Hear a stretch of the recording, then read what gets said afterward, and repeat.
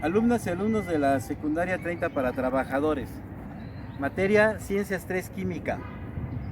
Hemos terminado nuestro bloque 1. Recuerden que nosotros llevamos un bloque muy diferente al de Aprende en Casa porque nuestro periodo dura 6 meses en lugar de todo el ciclo escolar. Dentro de lo que hemos aprendido en nuestro primer bloque, pues aprendimos principalmente que la ciencia estudia la materia. ¿Y qué es la materia? En física vimos que la materia es todo lo que existe, todo lo que ocupa un lugar en el espacio, puede ser visible o invisible, es la materia. También aprendimos que tiene cambios en donde no se va a alterar su composición molecular, como los estados de la materia. Por ejemplo, el agua se congela, se solidifica, se vuelve, le llamamos hielo, o se evapora, se vuelve gas, pero sigue siendo agua, no cambia su composición molecular. Sigue siendo la fórmula H2O, 2 partes de hidrógeno por una de oxígeno. El agua cambia de estado, pero sigue siendo agua.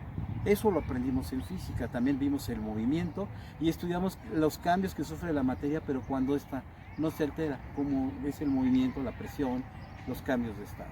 Ahora en química hemos aprendido en nuestro primer bloque que la materia también puede sufrir cambios, puede sufrir reacciones, transformarse. Lavoisier, el padre de la química moderna, decía que la materia no se crea, la materia y la energía no se crea ni se destruye, simplemente se transforma.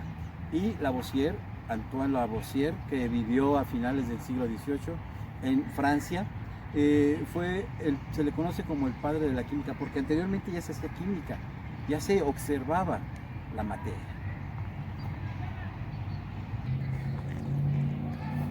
Desde la época de los griegos el hombre ha observado la naturaleza y trata de entender el porqué de las cosas. Por ahí los griegos incluso crearon esta teoría de los 4 elementos, de viento, fuego, tierra, agua. Y de hecho creían que cuando el agua se calentaba y hervía y se evaporaba, ellos decían que la tierra en realidad se había convertido en tierra y que eso era un cambio de la materia. Hoy sabemos que no, que solamente son cambios físicos que sufre la materia. Y gracias a este señor Lavoisier, finales del siglo XVIII, empezó a cambiar la forma de ver también el mundo. Nosotros ya vimos que hay elementos, que esos elementos se reaccionan entre sí para formar compuestos, pero también el hombre ha aprendido a obtener ventajas de esos compuestos, descomponerlos y obtener sustancias de ahí, como puede ser oxígeno, puede ser hidrógeno, que se utiliza para las naves espaciales. Lavoisier tuvo que destruir una idea que se tenía. Antes había una teoría que se llamaba el flogisto. En el flogisto se hablaba de que la materia había un tipo de energía que es lo que hacía que, por ejemplo, las cosas ardieran cuando se estaban quemando, o que hacía que hicieran cambios en la materia. Lavoisier comprobó que esta energía que surge para quemar algo, un combustible, tenía que ver con el oxígeno. Él descubrió que había una materia en el aire, que más adelante se le dio el nombre de oxígeno, que era la causante de que se quemaran las cosas. A mayor cantidad de oxígeno, mayor energía, mayor combustión. Por esta razón, la gente cuando está soldando con un gas, le aplican oxígeno para aumentar la cantidad de energía y la cantidad de calor, y poder soldar o poder partir al acero o infinidad de materiales. Lavoisier lo que hizo fue encerrar un poco de estaño en una esfera de cristal sellada, la calentó, la fundió, y una vez que la fundió, la pesó, la volvió a solidificar, la volvió a pesar y comprobó que no se perdía absolutamente nada, que la masa seguía siendo la misma. En la combustión, por ejemplo, cuando quemamos una hoja de papel, un árbol, una rama, madera, no se pierde. La gente a veces piensa que se perdió cuando quemamos algo. Realmente hay una transformación. Cuando yo quemo algo y hay una combustión, realmente lo que estoy obteniendo de esa combustión es energía, vapor de agua, dióxido de carbono, a partir de que se obtuvo un combustible y oxígeno para oxidar o para llevar a cabo esa combustión. Y Lavoisier comprobó de que se necesitaba un gas como el oxígeno para que hubiera combustión. Cuando ya no había oxígeno, dejaba de haber la combustión. De hecho, él hizo algo tan sencillo como poner una vela encendida dentro de una copa de cristal. Una vez que se acababa el oxígeno que estaba dentro de la copa, la vela se apaga. Yo creo que todos hemos visto ese fenómeno. ¿Y qué ocurre? Pues también se obtiene energía, calor, se obtiene luz y se desprende dióxido de carbono y vapor de agua. No sé si han visto que cuando en las mañanas y está haciendo mucho frío, un automóvil está encendido, por el escape está saliendo vapor de agua.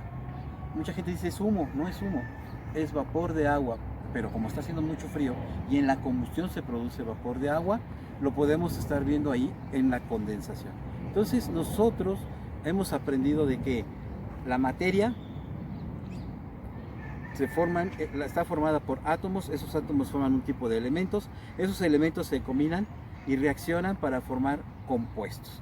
Y hemos visto que el carbono y el oxígeno forman monóxido, forman dióxido, forman carbonatos, y luego esos carbonatos con un metal, como el sodio por ejemplo, forman carbonato de sodio. Entonces hemos aprendido que la materia está en constante transformación. Esto es lo más importante de nuestro curso de química, ver que nosotros obtenemos beneficios de esas reacciones químicas, pero que esas reacciones químicas, como el uso de un automóvil, pueden producir contaminación, y esa contaminación produce un daño ambiental.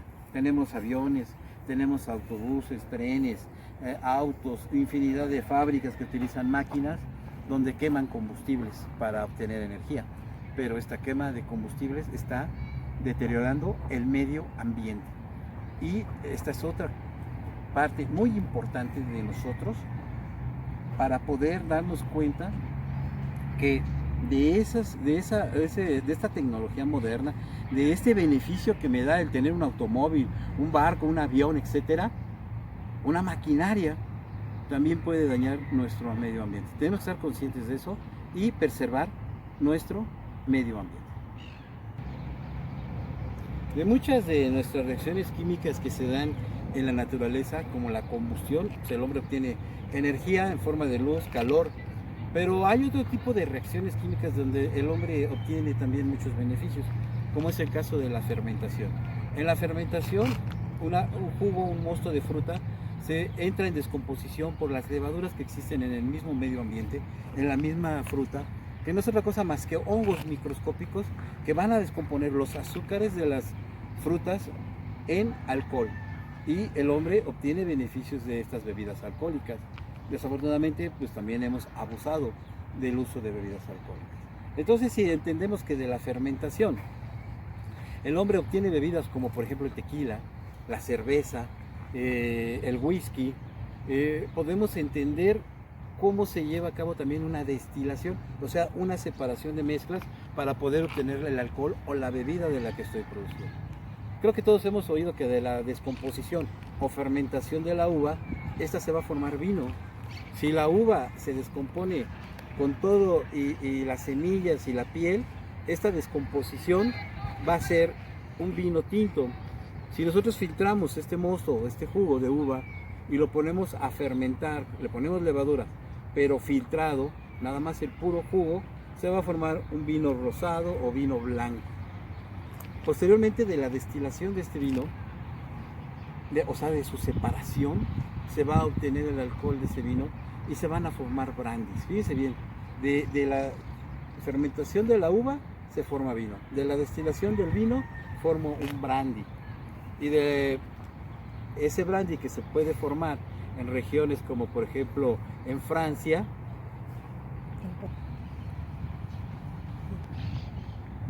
el brandy que se produce en Francia y que es de muy buena calidad y que son uvas de una determinada región, va a formar coñac. De esa región llamada coñac se va a formar esta bebida, que no es más que un brandy reposado, añejado, pero que solamente la que se da en Francia se puede llamar coñac.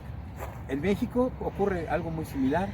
En México tenemos el agave. Del agave se pone a fermentar, se corta, se cose, se exprime, se muele. Incluso hay lugares que presumen que lo hacen de una forma tradicional, todavía con una piedra y una mula van exprimiendo los agaves que se han cocido y de ahí se obtiene un jugo. Ese jugo se pone a fermentar y se forma el mezcal. Ese mezcal que se forma en el estado de Jalisco y Guanajuato se le da el nombre de tequila, pero no nada más en México, hay mezcal en Guanajuato y en Jalisco. Eso es una ley mundial, ¿no? El tequila, el mezcal que se produce en Jalisco y Guanajuato se llama tequila, pero en todo el país, sobre todo en Guerrero, en Oaxaca, en Puebla, se produce también mezcal. Nada más que ahí se llama mezcal. Y el mezcal hay varios tipos y hay uno que se llama tequila que se produce en Jalisco. A grandes rasgos así se produce el tequila o mezcal. Hablamos del vino, del brandy, pero también ocurre lo mismo, por ejemplo, con el whisky. El whisky, primero, antes de ser whisky, es cerveza. ¿Sabían eso? ¿Y cómo se produce la cerveza? Bueno, pues se corta la cebada. De ahí viene la palabra cerveza, de cebada. Se corta la cebada, se cose, ese jugo que se obtiene se deja fermentar. De esa fermentación vamos a obtener una bebida llamada cerveza. De la destilación de la cerveza obtenemos el whisky, y ahí se obtiene el whisky. Por eso es caro el whisky, porque se necesita una buena cantidad de cerveza para producir 1 litro de whisky. Pero ven cómo de las fermentaciones, de los cambios químicos que sufren naturalmente las frutas o algunos carbohidratos, el hombre obtiene beneficios o bebidas alcohólicas. Ya hablamos del whisky, del coñac, del tequila. Son bebidas que se obtienen de su fermentación y después de su separación por una destilación. ¿Qué es la destilación? Fíjense bien, ponen a calentar la bebida fermentada. Se pone a calentar. Lo vamos a hacer como práctica de laboratorio, lo voy a hacer y les voy a mandar un video de cómo puedo producir a partir de una cerveza whisky. Vamos a hacer ese experimento que es muy interesante, en el cual voy a calentar la cerveza. Al calentarse le voy a poner un termómetro. Antes de los 100 grados centígrados, si llega a los 100 grados centígrados, está evaporando agua. Si es menor a 100 grados, está evaporando alcohol. Entonces vamos a evaporar el alcohol. Ese alcohol lo vamos a transportar en un tubo para enfriar. Por medio de un tubo obtenemos un vapor. Ese vapor lo enfriamos y se va a condensar. Entonces, de la fermentación, de este fenómeno en el cual los azúcares de las frutas se van a descomponer para obtener diferentes productos, el hombre ha sabido sacar ventaja. Hasta el alcohol medicinal que utilizamos fermenta la caña. La caña la pone a fermentar, la destila, se obtiene el aguardiente. De esa destilación de aguardiente, más adelante vamos a obtener el alcohol que utilizamos. Nosotros tenemos infinidad de fermentaciones, de descomposiciones, en la cual vamos a obtener diferentes tipos de bebidas alcohólicas. Ya hablamos de vinos, sidras, licores, whisky, cervezas, vodka, incluso de algunas semillas como las nueces o las almendras, también se obtienen bebidas que al fermentarse y destilarse, pues también nos traen. Pero de la fermentación lactosa, o sea de la leche, también obtenemos beneficios como el yogur, el queso. Incluso hay quesos que los ponen a fermentar, les ponen algún tipo de hongo o bacterias y se obtienen quesos fuertes. Esos quesos donde dicen que te huelen los pies a queso, pues es porque de los quesos fuertes fermentados también el hombre obtiene ventajas. Además de que al estar fermentados y seguirse descomponiendo, se conserva durante mucho más tiempo el queso. Y si tenemos una bacteria controlada, olvídense, lo podemos mantener. Y además el sabor del queso puede ser muy delicioso. Cuando no estamos acostumbrados al sabor de este queso, sentimos un sabor muy fuerte, nos cuesta trabajo. Pero una vez que nos acostumbramos, es delicioso los quesos fermentados.